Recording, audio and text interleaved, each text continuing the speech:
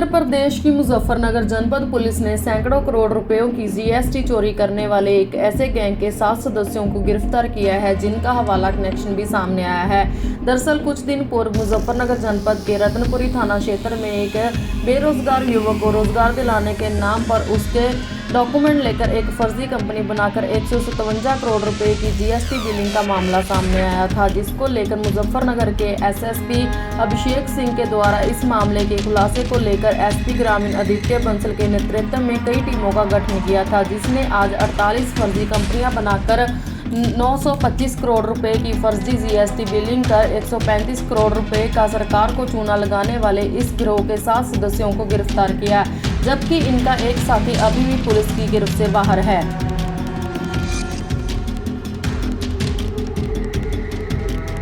जनपद मुजफ्फरनगर में इस प्रकार की आसूचना प्राप्त हो रही थी कि कुछ लोग एक गिरोह बनाकर जीएसटी का फ्रॉड कर रहे हैं। इस संबंध में एसपीआरए के नेतृत्व में एक जांच सौंपी गई थी।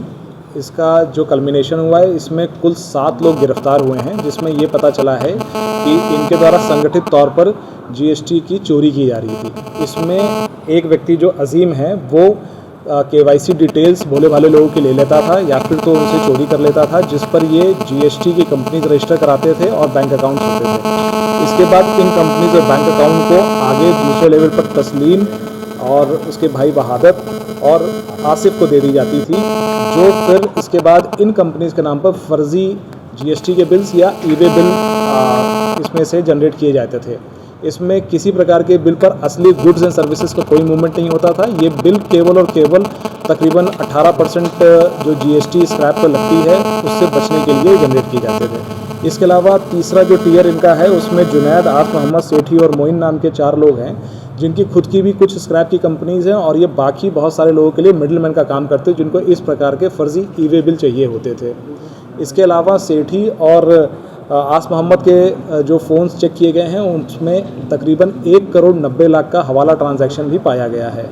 इसमें कुल जो हमें कंपनियों के डिटेल्स पता चले वो 48 कंपनियां हैं जो ये चला रहे थे। इनकी जब डिटेल्स हमने जीएसटी डिपार्टमेंट से ली हैं, इसमें 925 करोड़ रुपए की जीएसटी बिलिंग की गई है जो फर्जी है, और 18% के जीएसटी फ्रॉड के हिसाब से इन्होंने 135 करोड़ की राजस्व हानि अभी तक सरकार को पहुंचाई है। इसके अलावा कुछ ऐसे बिल्स मिले हैं जहां पर ट्रक के नंबर लिखे हुए हैं परंतु वो ट्रक कभी मूवमेंट नहीं किया है।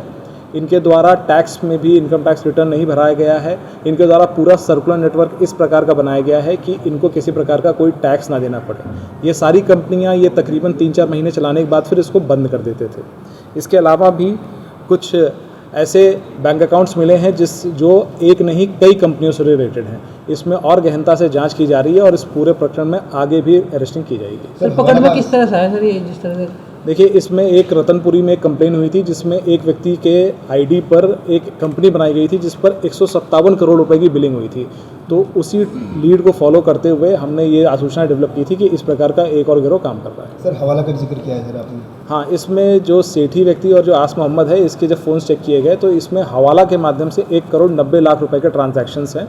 ये कुछ ट्रांजैक्शंस ऐसे हैं कि जो ये फेक बिलिंग होती थी, इसके एवज में जो ओरिजिनल जो कच्चे माल का पैसा था ये हवाला के माध्यम से मंगाते थे। इसमें मास्टरमाइंड कौन था इसमें जो पूरा? इसमें जो अभी पता चला है इसमें तस्लीम इसमें मेन व्यक्ति है और इसका भाई वहादत जो अभी वांछित है वो भी इसमें इन्वॉल्व था। इसके भाई वहादत ने रिमोट टूल्स के थ्रू अपने तस्लीम का भी फ़ोन फॉर्मेट कर दिया है। सर पहले भी कोई इनमें जेल गया है? इसमें अभी हम लोग इनकी क्रिमिनल हिस्ट्री पूरी पता लगा रहे हैं। प्रॉपर्टी बेचने और खरीदने के लिए संपर्क करें फेयर डील प्रॉपर्टीज।